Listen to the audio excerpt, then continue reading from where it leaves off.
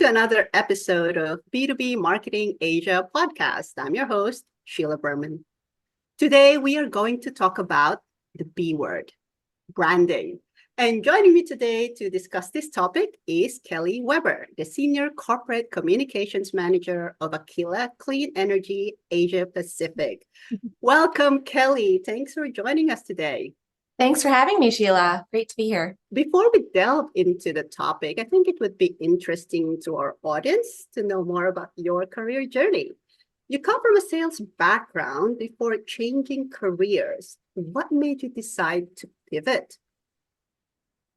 I was super passionate about traveling and I wanted to work overseas. So I actually chose location over vocation. And I had an amazing opportunity to work at the Dubai International Film Festival, moved to Dubai. Global financial crisis hit and jobs and events were just not that easy to come by. But in any global economic downturn, there will always be sales jobs. So I took a sales job. It ended up being fantastic. It was like business 101. You get to work across all functions in the business. Super exciting at the time. You know how it goes in sales. You hit those KPIs, you get that bonus, super exciting, thrilling. I had a Middle East, North Africa role, which was fantastic. Then I got a stretch assignment in Asia. And it was all go until it wasn't. And I was like, what am I doing? I definitely wanted to do something more creative.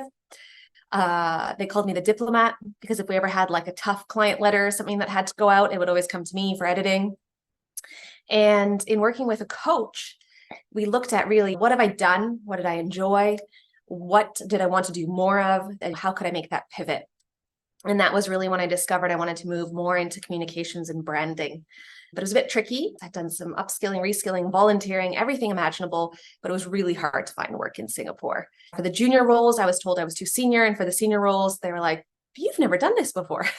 COVID hit, obviously making things even more challenging. And I decided that's it. I have services to offer and I can sell them. I'm going to open my own business. And through that, I met my current company where I am today, Aquila Clean Energy APAC, and I couldn't be happier to be back in house. Fascinating. And I think a lot of our audience would probably be thinking about how did you do it? Which now leads us to our first question. And there is this pervasive concept, and you would have heard of it, that marketing is a cost center and branding, because it is a segment of marketing, has no quantifiable return on investment.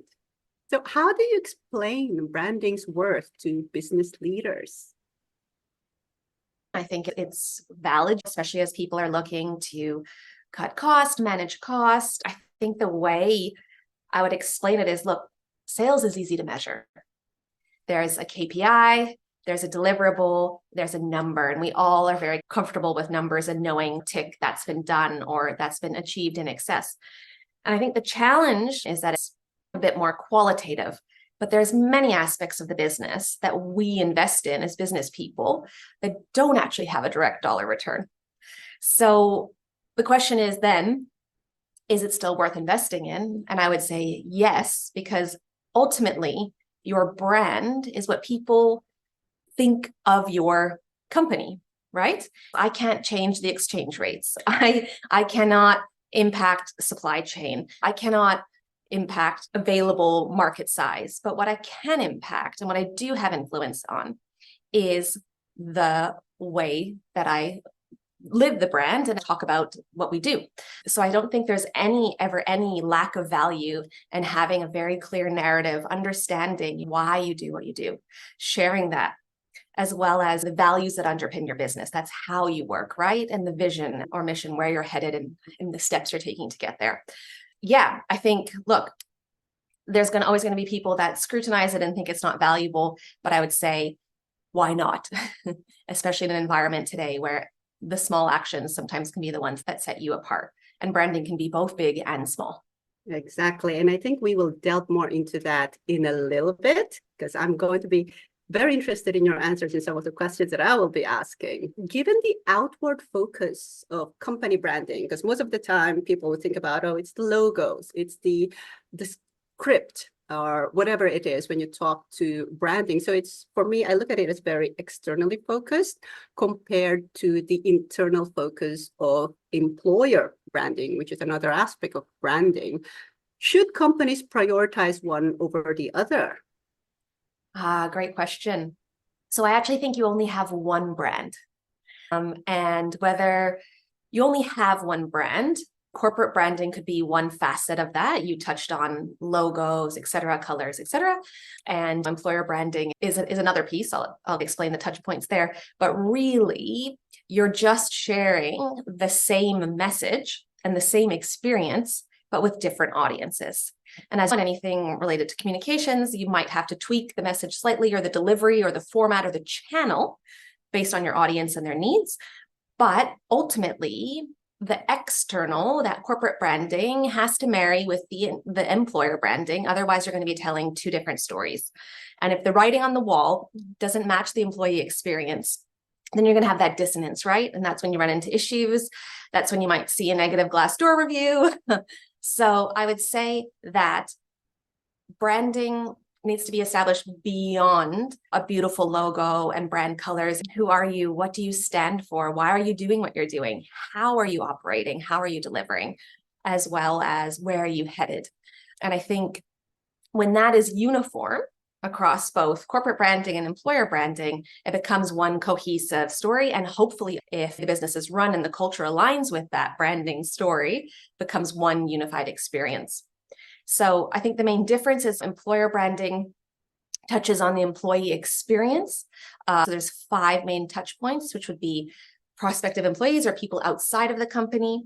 Another touch point is during interviews, onboarding, while people are in the company, and then upon exit.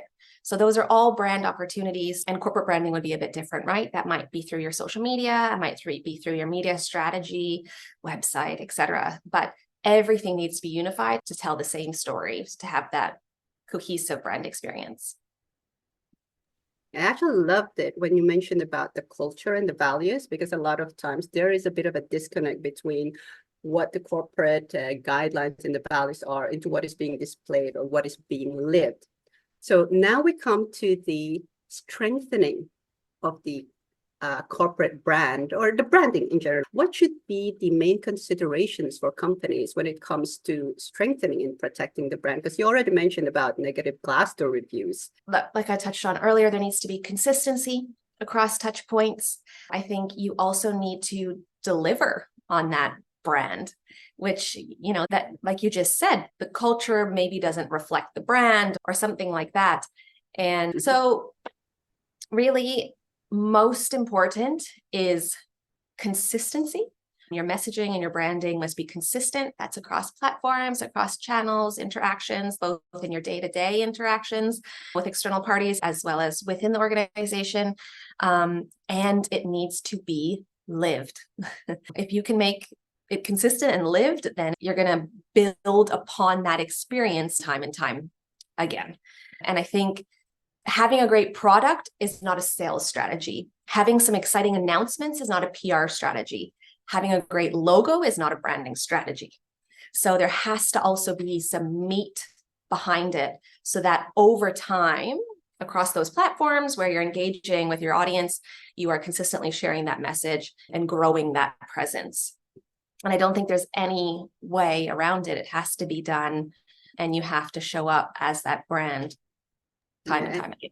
I think that's also what's challenging for some companies, because they immediately want to be known for certain things. They want them to be already recognizable. And like you said, it takes a while. And companies from startup to multinational corporations will need to go through different versions of their culture. So you mentioned a bit about branding strategies now. So what, in your experience, are the best ways to validate? Yeah, that's a really great question. So I like to do an internal brand validation. Okay, these are the values. This is what it says. Now tell me what it's really like to work here. And why are you part of the business? Why are you here? Just to try to figure out really what is that lived experience. So that's a good way to validate whether lived experience is the same as intended brand experience.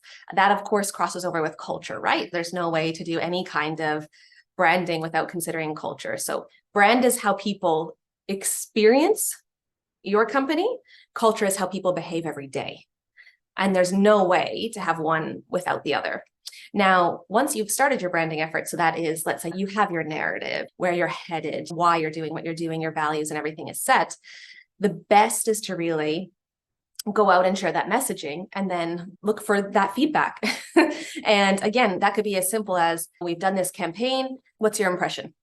And I think that can be done with external partners that have that outside view. It can be done with prospective employees. It's always really interesting for me when people join the company. I always ask, why did you join? Was it on LinkedIn? Did a friend tell you about it? What did they say? So all of these informal touch points, as well as more formal surveys and looking at your engagement and data, can all help you form a better picture of how your brand strategy is working. What do you think about involving your employees on these brand strategies? For example, Zappos was well known. I think it was the forerunner when it comes to asking employees to review products and talking about the products, and it gave a very good impression of the company overall. And yet we also know that sometimes employees may just post something and it ruins the brand. And I believe both of us are firm believers that employees are our brand ambassadors. How do you think, or should we involve our employees in promoting the brand? And how do you think this should be managed? Great question. Your employees are actually your brand ambassadors, whether you want them to be or not. To what level they engage as brand ambassadors is up to you as a business to decide. And that then goes back to your company values. So I imagine at a Zappos, which is more of a B2C company, they value that openness, they value transparency, I haven't looked at their company values, but I'm sure there's something there about authenticity or something like that as well. Having their largest brand ambassadors, which are their employees, out there reviewing products and talking about them, lends absolute credibility to what they're trying to achieve. That said, not every company can be that transparent or wants to be that transparent and open. And I think it really comes back to, is it performative brand building, or is it something genuine that you really believe in? And I think with someone like a Zappos, they're going to take that review that's negative and they're going to action it. And that further builds that brand, right? It builds that credibility in terms of service orientation, able to solve problems. So I think it really comes back to, what kind of brand are you trying to express, and what is most true to that? And that can vary considerably within B2C companies, across B2B, B2C. So there's no one answer, but it is important to know that your employees are ambassadors and they're out talking about the company regardless. And I really agree as well. I think it also requires a bit of training, because I do know that some companies are saying we can't allow them to post anything because they might say the wrong things. And I truly believe that they need guidance, and you teach them how to do things, or what to post on LinkedIn, what not to post on LinkedIn, for example. Yeah, and you mentioned, there's some amazing platforms out there actually, where you can build a content database for colleagues. So then it's very easy for them to go in, select something that feels true and aligned with them, and share that content. And immediately you amplify your brand. Yeah, so we can even delve into that probably next time we have another conversation. Okay, so you mentioned about negative reviews or the negative brand image, and we have seen a few of actually termed them as callous layoffs happening, not even recently, but a few years back, where we have companies firing their employees via a virtual meeting. I think most recently we have one Canadian company, Bell Company, actually firing their employees online. Those negative activities would ultimately have a negative impact on the brand. So companies, for example, have ratings of maybe 2 or even lower on Glassdoor. And those companies who have actually had bad press because of the way they fire their companies. What would be your advice for some of these companies, or in general, in order to come back from this? Should they do a bit of rebranding, or rebranding is the only solution? Yeah, I think we actually need to take it a step back. So how have these companies ended up in these situations, the ones that are in more of a negative situation? I think that's where it first needs to be managed. And if you recall, we were talking earlier about the 5 touch points of employer branding. One is definitely when people are leaving. And I think the CEO that did this most beautifully was Airbnb CEO during COVID. He'd written, I think everybody's seen the letter, right? And it's so empathetic and understanding. And I think what's really important to mitigate against the kind of long-term knock-on of effects of doing this callously is that there has to be a story, right? Why are these layoffs happening? People have to understand why. There has to be empathy. These are affecting people's lives, careers, families. There has to be a vision for why this is done. What are we really trying to build? And there has to be some level of compensation. People need to feel that they're supported in the interim. I know at Airbnb, they were helping people look for work. That's amazing. It can also be financial compensation, et cetera, just to smoothen out a really difficult time in people's lives. Now, let's say you are in that situation and it's done and it wasn't done well. There is no such thing as rebranding to fix something like that. You can't change a logo and a name and overnight have everything sorted, because remember, your brand is lived experience of your company. A new name, a new color scheme is not going to fix that. So I think it goes back to that culture piece, right? What are you doing to repair? How are you making sure you're not in this situation again? And what have you taken ownership of that's gone pear-shaped or not as planned? And how are you rebuilding for the future? And I think that's the key messaging you need to be sharing after an incident like that, because anything you do superficial, that could be logo, color, name, is not going to really resonate with people. You touched on empathy, and I think that is something that we talk about a lot, but it's very hard to live it or to put it into action, especially for businesses that are concerned with shareholders' sentiments, as well as the sales targets and other targets that they need to do. And I do agree that it has to go back to, what is the culture? Are you living it? I think whether you are actively cultivating it or not, you have a brand. It's what people think of you in the market. It's worth the time to evaluate, to really have that workshop, dig in and figure out really who are we and what do we stand for, and communicate that both internally and externally, because it will help you stand out.